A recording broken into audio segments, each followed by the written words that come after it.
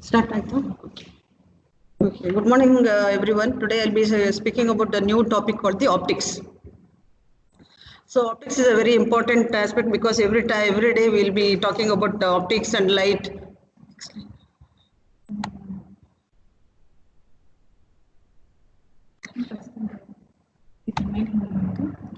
Okay. So first, any optics we always talk about the light. So that is a very important word we use, always light. So light is the visible portion of the electromagnetic radiation spectrum. So it lies between the ultraviolet portion. It lies between the ultraviolet portion and the infrared portion. That is approximately about 450 nanometers from the ultraviolet portion to the 700 nanometers towards the infrared portion. So the next we have to speak about 4 important medias in the eye. How much the wavelength, how much the light rays will be absorbed by the different structures in the eye. So first we have the most important refractive media of the eye is the cornea. Cornea, aqueous humor, crystalline lens, and the vitreous humor. So important facts about the light rays. So the media of the eye is uniformly permeable to the visible rays, that is about 600 nanometers and 300 nanometers. So in that we want the cornea, how much the refractive media, that is the cornea, very important refractive media of the eye. So it absorbs light rays shorter than 295 nanometers, means the rays between the 600 and 295, they can only reach the eye. So they can reach the next part of the structure. So the lens absorbs the rays which are shorter than 350 nanometers. Therefore, the rays between the 600 and 350 nanometers then can reach the retina in a phakic patient. So means in a patient who has not undergone any cataract surgery. And those between 600 nanometers and 295 nanometers in aphakic eyes. So here we have to observe one thing. So we are speaking about the light rays. So how much the light rays in the different structure of the eye which will get absorbed. So we have 4 important refractive medias of the eye, that is the cornea, that is aqueous humor, crystalline lens, and the vitreous humor. So in that what are the absorption takes place in different structures in the eye, that is the cornea absorbs about the rays which are shorter than 295.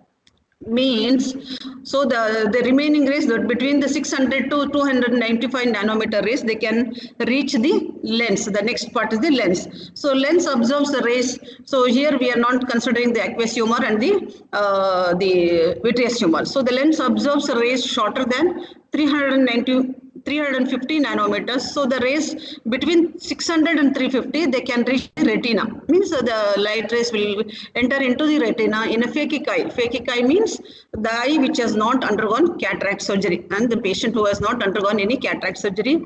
And those between 600 nanometers and 295, what we spoke in the cornea, the absorption. So that will reach in aphakic eyes. Aphakic eyes means the patient who has undergone cataract surgery with no IOL implantation. So the next, so the important aspects. So every day we'll be speaking when you come to practical, we'll be telling what is refraction. Your patient has to undergo refraction. So what is the definition of refraction? Sometimes it will be asked in the YOC. So it is a phenomenon of change in the path of light rays when it travels from one transparent medium to another transparent medium of different optical density. So here you have to note 2 things. See, it is the change in the path of light rays. Means it is nothing but the changes in the when it travels from one transparent medium to another of different optical density. Or you can also mention the reflection, what we are speaking. Refraction is nothing but it is the bending of light rays when it travels from one transparent medium to another transparent medium. So here the reflection is the change in the path of light, and the bending of the light rays when it travels from one transparent medium to another transparent medium of different optical density. So different means it can be a air, it can be a glass, like that. So what are the laws of the refraction? So here the incident ray, the refracted ray, and simple it is nothing but the physics. So what is an incident ray? Means the light rays which strike on any reflected surface, it is called as an incident ray, and which gets refracted. So they are on the opposite sides of the normal. I'll show you the diagram, and all 3 are in the same plane. and the ratio of the sine of the angle of incidence to the sine of the angle of refraction is constant for the media which is in contact. So here you can see this is the incident ray. What we are showing you, the arrow mark is the eye is the incident ray. So any light rays which will strike any reflecting surface. So this is the air media. This is the air media, and it is the light rays is going into the glass media. That is a different optical density. So it is the bending of light rays when it travels from one transparent medium, that is one transparent medium, to another transparent medium of different optical density. So here how when the incident rays which strikes on the surface of the one media, so it is the refraction is taking place here. What is here you can make out the bending of light rays. So it undergoes slight bending of the light rays, means it is getting refracted in the glass media. Then the emergent which comes out, so you can see this is the emergent ray. So here only we can define it is the bending of the light rays when it travels from one transparent medium, that is the air, and when it passes to another medium. So there is a change in the path, slight change in the bending of the light rays, it will take place. So this is called as the refraction. So here you can see this is the angle of incidence to the angle of refraction. This is a constant for the media which is in contact. So which media? Here we are showing glass media and the air media.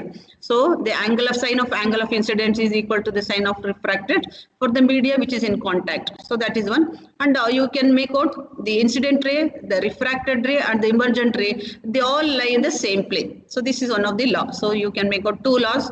The incident ray, the refracted ray, and the emergent ray, they all lie in the same plane but opposite sides. So you can make out this is the incident and this is the emergent ray.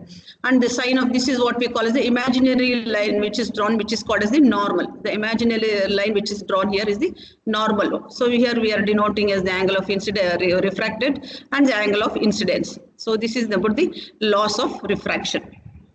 Now we'll go for the important. So this is the same, this constant is denoted by n, which is called as the refractive index of the media, two media which is in contact. So that is, I think you can ignore that. Now we'll go for the total internal reflection. So this is also again important, just as it's all physics, but you should know a little bit about all these things, basics. So when a light ray is traveling from an optically denser medium to an optically rarer medium, the ray which is in contact is angle greater than the critical angle of the pair of the media which is in contact. So this is called as the total internal reflection. Means when the ray of light, when it travels from optically denser medium to optically rarer medium, the ray is incident to the angle greater than the critical medium of the pair of the media which is in contact. So I will show you the diagram also. So the ray is totally reflected back into the denser medium. This phenomenon is called as the total internal reflection. So when the light rays falls from the next slide, I will show the diagram. So you can make out here the light. This is on reflecting media. So when the light rays from the optically denser medium to the the optically denser medium to the optically rarer media, the rays are greater. You can make out this is the critical angle. So the bending of the light rays, how it occurs. So you can make out here the first ray, that is one what we have denoted here, which is getting this thing refracted again here to the denser. The two medias which are in contact. So which the path of the refracted ray. So you can make out here the one is the first path of the ray, the second one, and the third one. So you can make out the second, the third ray, which is more refracted back into the denser medium. So which we have showed in this thing in the diagram as the shade part. So this is a denser media. This is a slightly rarer media. So these are the two important media. How the light rays, the path of the light rays, the bending occurs. You can make out here the light rays one. It is going into this lighter media, whereas the denser, that is the 3 which we have denoted, it is again refracted back into the denser media only. So from the denser media, it is again going to the denser media. So the next is the what we call as the critical angle. So it refers to the angle of incidence in the denser media corresponding to the angle of refraction in the medium. It is 90 degrees. So here you can make out in the diagram. So this is in the critical angle. What we have denoted is denoted is the critical angle. Means the angle of incidence to in the denser media is corresponding to the angle of refraction. Again in the same denser media at 90 degrees thing.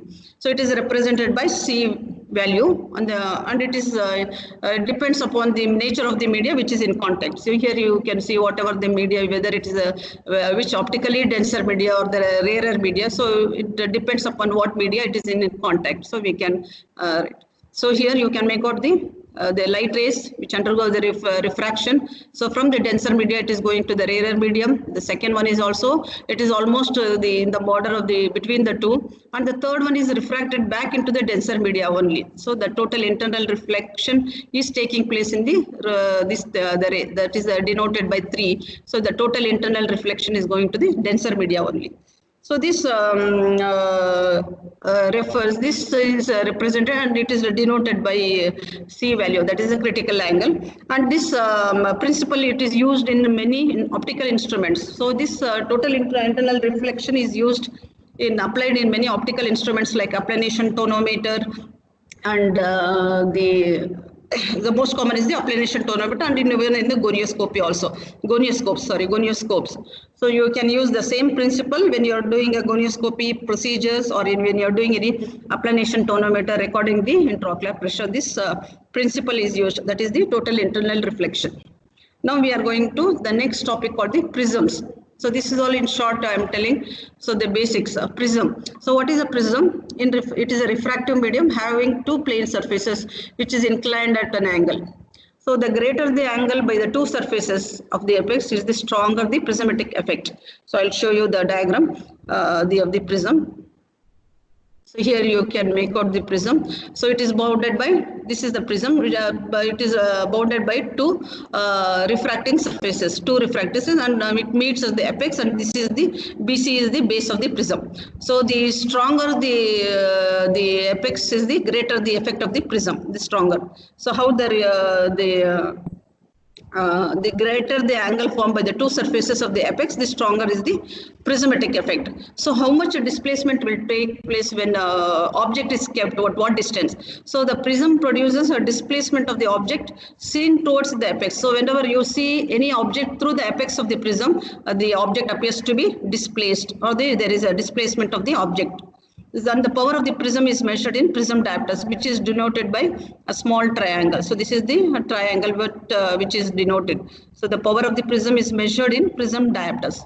And one prism diopters produces displacement of the object by 1. So you keep the object at 1 meter distance. So there is a displacement of the object by 1 centimeter. So one prism diopter causes displacement of the object by 1 centimeter when it is kept at 1 meter distance. So all 1. So one diopter of prism causes displacement of the object by 1 centimeter when it is kept at 1 meter distance. So this you have to always remember. So two prism diopters. So we were talking about one prism diopter. Now two prism diopters causes a displacement is approximately equal to 1 degree of arc. So that one prism diopter will cause displacement about 1 centimeter when it is kept at 1 meter distance. But two prism diopters causes a displacement of the object which is equal to 1 degree of arc. So this is a basic about the prisms. So you can make out here. This is the diagram of the prism. So the ABC, this is the apex of the prism, which is bounded by two refracting surfaces on either side, and BC is the base of the prism. So when you see any object through the apex of the prism, it appears to be distorted through when it is seen through the. So the stronger the apex, the greater the prismatic effect. Means stronger the angle which is inclined is the greater the prismatic effect. So where prisms are used. So prisms, uses of prism, many times it will be asked in the examination. So prisms are used in the objective measurement of the angle of deviation, that is in the squint. When you do a prism bar test or Krimsky test, you use the prisms in objective measurement of the angle of deviation of the squint. And it is also used in the measurement of the fusional reserve and diagnosis of microtropia. So microtropia is any squint which is less than 10 degrees, we call as a microtropia. So it is also used in the measurement of fusional reserve and diagnosis of microtropia. And prisms are also used in so many instruments like equipments like gonioscopes, applanation tonometers, keratometers. So it is also used in equipments also. And therapeutically, for treatment, we can use these prisms in patients who have a phorias. Phorias, that is the latent squint, and patients who have diplopia, double vision. So to avoid double visions, we give prisms also. So it is one of the like a treatment. Therapeutically, we can use some prisms to avoid diplopia and also to treat the phorias. We'll go for the lenses. So this is a very important because every day you will be dealing with the lenses in the refraction room and all. So lenses, what are lenses? It is a transparent refracting medium which is bounded by two surfaces which forms a part of the sphere or the cylinder. So it is again a transparent refracting medium. Lenses are nothing but a transparent refracting medium which are bounded by two surfaces. It can be a spherical part or the cylindrical part. So the types again we can divide into two broad lenses. The one is the spherical lenses. The next is the cylindrical lenses, which is otherwise called as the toric lenses. Now, what are spherical lenses? So spherical lenses, they are bounded by two spherical surfaces. So they have two spherical surfaces, which again we can divide into convex spherical and concave sphericals. So convex spherical, which is always denoted by plus sign. So in the refraction tray, you can make out the convex lenses. It is denoted by plus sign, and they are called as the converging lenses. So always convex lens, they are called as the converging lenses or the plus lenses. So in that we have three types. One is the plano-convex, biconvex, and concavo-convex. Otherwise, it is called as the meniscus lens. So here I'll show you the diagram. So this is the biconvex lens. So you can, the types of the convex lenses. One is biconvex forum. So which is a very good example for the crystalline lens what we have in our human eye. So that is also biconvex. So this is the biconvex lens. And this is the plano-convex. So one side it is plane, the other is the convex. And this is the concavo-convex. Concavo-convex. So this is the concave part, and this is the convex part. So otherwise called as the meniscus lens. So we have three types of lenses: biconvex, plano-convex, and concavo-convex lenses. So how to identify these lenses? It's very important because many times it will be asked in the YOC how to identify the convex lenses. So convex lenses, when you see any object you see with the convex lenses, it moves in the opposite direction. So when you hold the convex lens in front of your eye and see the object moves in the opposite direction. So that is the convex lens. That is convex lenses. And when you see any object through the convex lenses, it appears to be magnified. See, the object appears to be magnified. And the convex lens, in higher convex lenses, you can feel that it is the lens is very thick in the center and thin at the periphery. So when you take a very high power convex lenses, for example, plus 10 or plus 12, more than any 10 diopters, you just feel the lens, so it will be thick at the center and thin at the periphery. So that is also one of the identification point, but that is only seen in higher power lenses. Not in lower about 0.5, 0.75, you cannot make out in those. But the important point, what you have to identify is the object moves in the opposite direction when you see through the convex lenses. So this is the most important identification point. So the object moves in the opposite direction when you see through the convex lenses, and the object seen through the convex lens appears to be magnified, and the very high power convex lenses will be thick in the center and thick is in the center and thin at the periphery. Where are the convex lenses are used? So convex lenses are used for the correction of hypermetropia or hyperopia, aphakia and presbyopia. So they are used in correction of refractive errors like hypermetropia, and in correction of aphakia and presbyopia. And it is also used in so many equipments, like when you do a fundus examination, like with the indirect ophthalmoscopic examination, you can use a condensing lens, that is the high convex lens, that is plus 20 diopter lens we can use. So that is also used. In case if you want to see any in the oblique illumination with the slit lamp, you can use the loop and the lens examination also, that convex lenses can be used. And it is also used in so many equipments like slit lamp, operating microscope.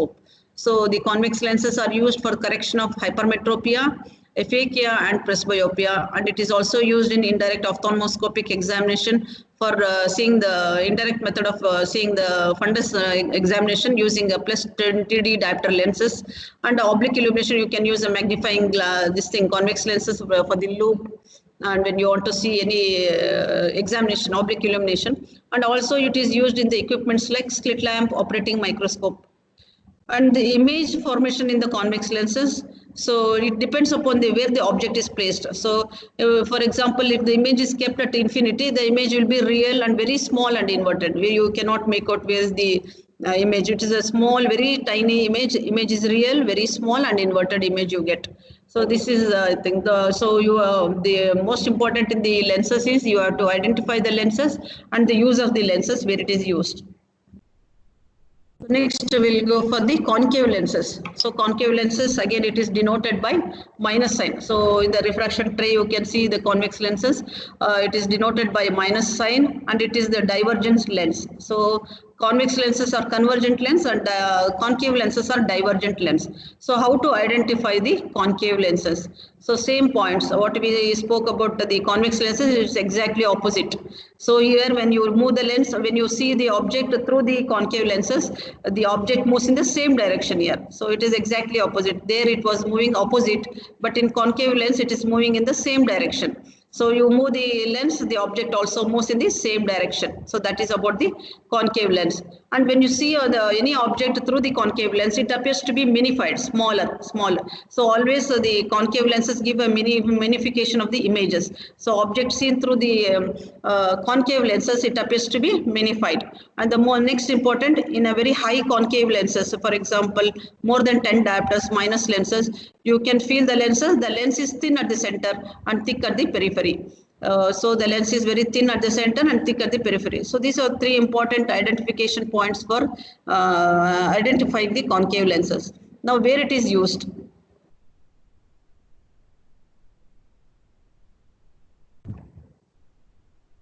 So use of concave lenses. So it is used for correction of myopia. So this is the only important refractive error. We use a concave lens. So concave lenses are used for the correction of myopia only, and it is also used for fundus examination for the special lens, what we call the ruby lens. So there is a ruby lens which is a minus lens. The power is about 59.6. So it is used for the fundus examination. Using slit lamp, we can see the fundus. Only this is the only minus lenses. What we have is the minus 59 diopters, minus 59.6 diopter lens, which is called as the ruby lens. For the fundus examination we use.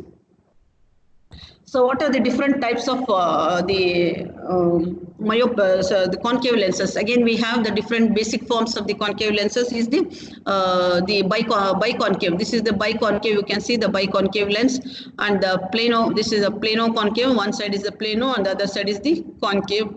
And this is a convexo concave. So you can see this is the one part is the convex, and this is the concave. So convexo concave lenses, otherwise called as the meniscus lens. So again, in concave lenses we have three basic forms. One is biconcave, plano concave, and convexo concave. So this is the convexo and the concave part. So that is the three important parts of the lens.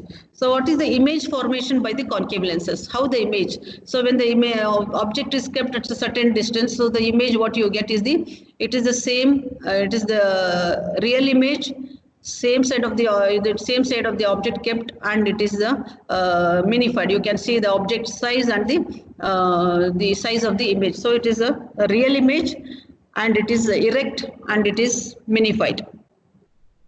Now we'll go for the cylindrical lens. So cylindrical lens, again it is a very important. So we spoke about the spherical convex, spherical concave. Now we'll go for the cylindrical lenses. So what are cylindrical lenses?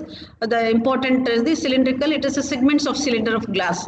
So we have two types again, convex cylinder and concave cylinders. So here also cylindrical lens, we have two types. One is the convex cylinder and concave cylinders. So convex, again it is the same, denoted by plus sign, and this is a minus sign.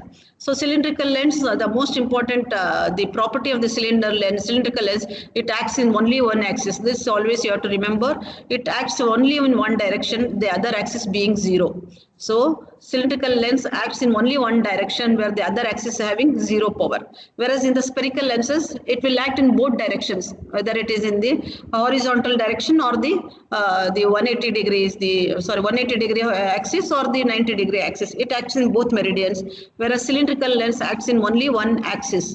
So the other axis being 0. So we have two types of cylinders, one is convex and the concave.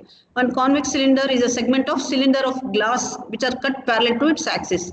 So this is a convex cylinder, how it is made. So it is a segment of cylinder of glass which are cut parallel to its axis. So that is how convex cylinders are made. Whereas the lens cast in the convex cylinder mold is called the concave cylinder. So in the convex cylinder, the lens cast is used in the convex cylinder mold, which is called as the concave cylinder. So I'll show you the diagram also. You can see this is the convex lens, the segments of the cylinder which is cut parallel to its axis. So this is the convex, whereas the lens cast mold in the convex cylinder, it is the concave cylinder. So that is the speciality here, you have to remember here. So the convex cylinder is a segment of cylinder of glass parallel to its axis, whereas the lens cast in the convex cylinder mold, it is the concave cylinder. So this is the concave cylinder and this is the convex cylinder. So the axis of the cylindrical lens is parallel to the cylinder in which a segment. So that's what we have described just now. And the cylindrical lens has the power only in one direction, which always is right angles to its axis. So this is also again it's the same. So it acts in only one direction. The other axis will be 0. But wherever the power, it acts right angles to its axis. The cylindrical lens has the power only in the direction of the right angles to its axis. For example, if the power is at 90, so it is acting at 180 degree axis. So always right angle only in the direction of the right angles to its axis. So the cylindrical lens has a power only in the direction right angles to its axis. Therefore, parallel rays of light after passing through the cylindrical lens, they do not come to focal point but they form focal lens. That is what we explain in the astigmatism. So when we discuss about the astigmatic area, so this is how we define as the astigmatism. Because the cylindrical lens has power only in one direction, that is right angles, it acts only in the direction of the right angles to its axis. So this you can see how it does not come to one focal point, but it goes like a segments. It forms so many lines. So any rays passing through the cylindrical lens, it will not come to one focal point, but it forms a focal lines. So this is the how the refraction takes place in the cylindrical lenses. Now we'll go for the identification of cylindrical lens, how to identify when it is kept. So when you rotate the cylindrical lens around its optical axis, whichever the axis, the object seen through it becomes distorted. So whenever you rotate the cylindrical lens, so you rotate the cylindrical lens around its optical axis, the object seems to be distorted. So you can see the distortion of the object.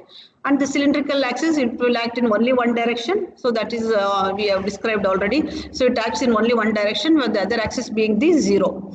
And if the same what we have described in the convex spherical, the same property will be there. If a convex cylinder is moved, if the convex cylinder is moved, the object moves in the opposite direction, whereas the concave cylinder is moved, it moves in the same direction. So that is what we explained in the spherical lenses. It is the same property which is applied in the cylindrical lens also. So the convex cylinder, it moves in the opposite direction when you this thing, while concave cylinder, same direction. But the identification point is it acts only in one direction where the power is incorporated. So the cylinder will act in only one direction. So this is you have to mention in the exam. If they ask you how do you identify the cylindrical lens, means it acts in only one direction where the power is incorporated and the other axis being 0. So that is one identification point. And the next is the cylindrical, when the cylinder is rotated around its optical axis, the objects will appear to be distorted. And if it is a convex cylinder, it moves in the opposite direction. If a concave cylinder means it goes in the same direction. What are the images formed by the cylindrical lenses? How the images are formed? So images are formed, we can broadly classify how it is formed, whether in front of the retina or behind the retina, in both meridians, whether both the rays, we said because the cylindrical lenses will not come to one focal point. So there will be two two rays, the two principal meridian rays, whether it will come in front of the retina or behind the retina, or sometimes one will go in front of the retina or behind the retina. So if it is the cylindrical, the rays, it may be, we call as a simple. So cylindrical, it may be a simple, means which is curved in one meridian. See, either it is convex or concave, means the one ray will go on the either in front of the retina or behind the retina. If it goes in front, we call as the concave. If it goes behind, we call as convex, and the other meridian will be on the retina. So that I think you will understand when we talk about the in the astigmatism, that is a Strum's conoid. So that will be explained in detail. So here you have to remember the image formed will be a simple, or it can be a compound, or it can be a mixed. Simple means the one rays will form either in the front of the retina or behind the retina. Compound means both rays will go either in front of the retina or behind the retina. If it is mixed cylinder, one ray will come in front of the retina and the other will go behind the retina. So that is mixed. If it comes in front, we call as concave. If it goes behind, convex. So it is both the forms of the mixed cylinder. Means one meridian is convex, other meridian is concave. So this is the optics of the cylinders. Now we'll go most important. So cylindrical lenses, where the cylindrical lenses are used. So cylindrical lenses are used in the correction of astigmatism. So cylindrical lenses, sorry, this slide is missing. So cylindrical lenses are used for the correction of astigmatism. So here in the exam also they will ask where it is used. So cylindrical lenses are used mainly in the correction of astigmatism. Sometimes we use cross cylinders. Cross cylinder means Jackson's cross cylinder, where we use for the refinement of the axis and the power of the cylinder. So when in case the patient has the cylindrical power, so we want to refine the cylinder axis and the power. So we use what we use is the cross cylinder, that is called as the Jackson's cross cylinder, which we'll be talking later in the other chapters. So you have to remember cylindrical lenses are used in the correction of astigmatism. So that is a very important the point to be noted here. Next we'll go for the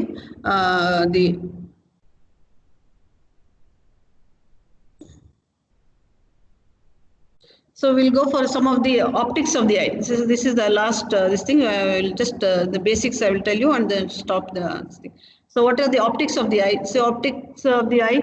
So here when you talk about any optics of the eye, in general optics of the eye, it is composed of several refractive media. So it the first second slide only I discussed about what are the refractive media of the eye. So here also the optics of the eye, the focusing system, what we have is composed of so many refractive media. One is cornea. So in that the most important refractive media, that is in the anterior surface, the refractive index of the cornea is about 1.37. And the aqueous humor is 1.33 and the lens. So in the lens we can classify into cortex and nucleus. In general we can tell it is 1.39 to 1.40, that refractive index. And the vitreous humor is same like aqueous humor, 1.33. So all these will constitute the homocentric system of the lenses. All these refractive media will constitute the homocentric system of lenses. So based on this, the scientist by name Listing and Gauss, so they have studied refraction by the combination of this thing. So they tell there are three important cardinal points. So any homocentric lens system will have three cardinal points. One is two principal foci, two principal points, and two nodal points. So the Listing and Gauss scientists studied based on this refractive media. They said while studying the refraction by lens combination, so they said there are three pairs of cardinal points. So one is two principal focal points, two principal points, and two nodal points, which are all situated in the principal axis of the system. So I'll show you the diagram also. So the next, what they said is the schematic eye. So when they were studying about this thing they called as the schematic eye. So represented by Gulf strand. So it is called as the Gulf strand schematic eye. So here the cardinal points of the schematic eye. So this will be given as a short question, short answers also. So what is the schematic eye, they may ask. So here you have to, it is what was described by the Gulf strand. So he said that the total dioptric power of the eye is about 58 diopters, and in that the cornea contributes about 44 diopters and the lens contributes about 15 diopters. So the total dioptric power of the eye is about 58 diopters. In that corneal contribution is plus 44 and the lens is about 15 diopters. So what are these cardinal points? So now we will study what are the cardinal points. So here I'll show you the diagram. So here this is the representation of the schematic eye, the diagram. So this is the eye diagram. So how this thing when you speak about the this thing, how much distance the refracted the refraction undergoes in the eye, in the eye. When you consider about these principal points, whether that is so this is the principal meridian, what we call as the principal meridian, that is F1 and F2. This is the principal meridian. So of the eye, any principal meridian. So the rays which will pass through the center of the cornea, center of the pupil, and in the center of the lens. So that is what we call the nodal point, and the image will be formed on the retina. So this is the basic about the light rays. When it passes, it has to pass through the center of the cornea, center of the pupil, then center of the lens, that is a nodal point, and then the image should be slightly inverted image on the retina. You will get a image on the retina. So that is the normal optics. So now we'll study what distance when we talk about this this thing. So we have 6 cardinal points. That is 2 pairs. First principal focus, that is what we did is the F1. So F1 and F2 is nothing but. So here you can see the F1 and the F2. So the F1, that is the principal that is the principal focal point. That is, it lies approximately about 15.7 millimeter from the front surface in front of the cornea. So you take, this is the front surface of the cornea. So the first focal point, that is the F1, which lies about 15.7 millimeter from the center of the cornea. So this is the center of the cornea. So you take the first principal focal point will be 15.7 millimeters from the in front of the cornea. The second focal point, that is it lies about 24.4 millimeters from the back surface. So here we are talking, this is the front, 15.7 is the in front of the cornea, and 24.4 is the behind the cornea, behind the back surface of the cornea, up to the retina. That is this is the retina. So we are considering as the 24.4 millimeter. The distance is 24.4 millimeters. So the first focal point is formed 15.7 millimeter in front of the cornea, and the second focal point is formed from the back surface of the cornea to the retina, that till the retina. This is the second focal point, that is approximately about 24.4 millimeters. So that is about the first principal focal point, and second principal first principal focus and the second principal focus, which lies about 15.7 in front of the cornea, and second is it lies about 24.4 millimeters in the back of the cornea. Next we'll go for the first principal point, which is denoted by P. Principal point, which lies in the lies in the anterior chamber. So lies in the anterior chamber. You can see the first the P. What is the first principal point is lies in the anterior chamber. Both first principal point, the second principal point are in the anterior chamber, which is denoted. So here you can make it approximately lies about 1.36. The first principal point lies approximately in the anterior chamber when we talk about from the cornea, from the back surface of the cornea, from the distance between the cornea to the first principal point. So that is about 1.36 millimeters, and the second principal point is approximately about 1.60 millimeters. So here, so you have to write a diagram, then learn. This is the most important. You have to practice the diagram. So one is first principal point lies approximately 1.36 millimeter from the back. If you take, this is the cornea, this is the front surface of the cornea. So exactly that is the distance. This is 1.36. Whereas the second principal point, if you take, it is 1.60. That is in the anterior chamber. And the next, the third is the third is the second principal point. So we spoke about 1.6 millimeters. So that is okay. The third, we'll go for the third. It is the first nodal point, which is denoted in the lens, in the posterior part of the lens. So the lens, the first nodal point lies in the posterior part of the lens. That is approximately about 7.08 millimeter from the anterior surface of the cornea. So here always we take one point from, that is the cornea, as the distance for the measurement. So you have to take the cornea only, 7.80 millimeters from the anterior surface of the cornea, and the second focal point, second nodal point. Both of them lie in the posterior part of the nodal point, means it is in the lens only. So first we always take the principal focus in the cornea, second the principal point in the anterior chamber, the third nodal point always in the lens. That is the first one is the 7.08 millimeters, the second one is the 7.33 millimeters in the nodal point. That is here we will show you the diagram also. So here you can see the lens. This is the posterior, the lens diagrammatic representation. So the first nodal point, so approximately like 7.06 from the anterior surface of the lens, from the cornea, and the second part of the second nodal point, that is also in the posterior nodal point, that is what we call as the 7.30 from the distance from the lens, from the anterior surface of the lens. So first nodal point and the second nodal point. So one is 7.06 and 7.33. So this is about the in general of the optics of the eye. Optics of the eye. So we have three cardinal points, three pairs. That is first is the principal focus, principal points, and the nodal points. So next we'll go for the same instead of making so much complicated. So the one more scientist called the listings, he reduced, means he reduced the cardinal points. It is simplified. So simplified into the data into. So he said the total dioptric power, if you take as 60 diopters.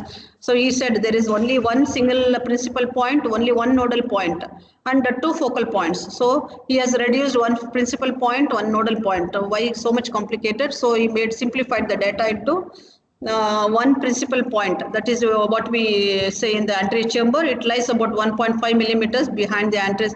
So there is nothing, the two P1 and P2 here, only one. It lies about 1.5 millimeter behind the anterior surface of the cornea. The second, that is the nodal point, 7.2 millimeters behind the anterior surface of the cornea, and the focal points, that is same, 15.7 and 24.4. That is same. There is no change in the next. See here you can see the diagram also here. So this is the simplified data. So you can see the principal focus are same. Means the F1 and F2 are same. It lies about 15.7 and 24.4. That is same. But he said there is only one single principal point, that is about 1.5, and there is only one nodal point. So that is also same. There is no single nodal this thing. So he said he simplified the data. So one principal point 1.5 millimeters, and the second is the nodal point. So there is no P2, P1, like nothing. So only one. One is principal point 1.5 and the nodal point is 7.2 millimeters. And two principal focus is same, 15.7 and 24.4 from the one is from the anterior surface, one is behind the anterior surface to the retina. So that is the listings reduced eye. So you can hear the diagram, it is showing both the schematic as well as the reduced eye. So here he said so if you take a total dioptric power of the eye is about plus 60 diopters, in that the corneal contribution is about 44 and the remaining is from the lens, that is in the crystalline lens it contributes. So he reduced, that is why it is called as the listings reduced eye. Here he said the total dioptric power of the eye will be 60, cornea will contribute 44 and the lens will be 16, and there is only one principal point, one nodal point and two principal focus that will remain same. So there is he has simplified the data. That is why it is called as the listings reduced eye. So with this I have concluded today's topic. So the next class I will be taking about the refractive errors. Thank you. Stop.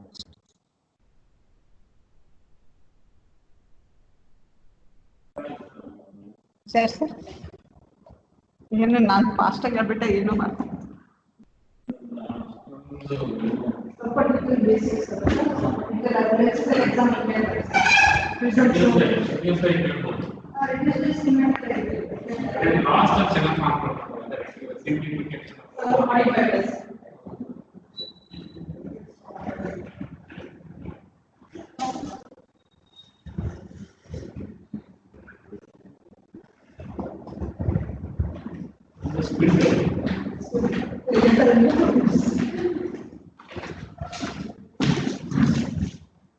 Pen drive ಇದೆಯಾ? Pen drive ತರಲಿಲ್ಲ ನಾನು, ತರಬೇಕಿತ್ತಾ? ಇದು attendance ಹೆಂಗೆ ತಗೊಂಡು ಹೋಗ್ತೀರಾ? ಮೈಲಿಗೆ ಹಾಕೊಂತೀರಾ? ಮೇಲ್ಗೆ ಹಾಕ್ಬಿಡಿ, ನಾನು ಅಲ್ಲಿಂದ ಇಟ್ಕೊಡ್ತೀನಿ, ಮೇಲ್ಗೆ ಹಾಕ್ಬಿಡಿ. ಅವ್ರು ಏನು ಹೇಳಿಲ್ಲ ನನಗೆ ಪೆನ್ ಡ್ರೈವ್ ತೊಗೊಂಡೋಗಿ ಅಂತ.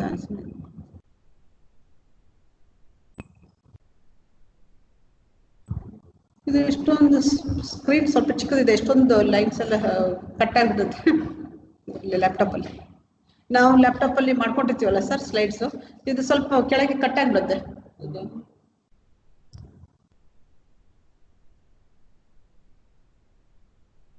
ಸೊ ನೆಕ್ಸ್ಟ್ ಥರ್ಸ್ಡೇ ಪ್ರತಿಭಾ ಬರ್ದಿದ್ರೆ ನೀವೇ ತಗೊಳ್ತೀರ. ನೆಕ್ಸ್ಟ್ ಥರ್ಸ್ಡೇ ಇಂದ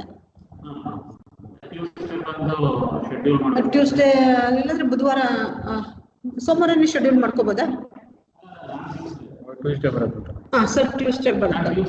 ಹಾಂ ಓಕೆ ಓಕೆ ಸರ್. ಈಗ ಮಂಡೇಗೆ ಶೆಡ್ಯೂಲ್ ಮಾಡಬೇಕಾದ್ರೆ ಏನು ಮಾಡಬೇಕು? ಸ್ಯಾಟರ್ಡೇ ಬರಬೇಕಾ?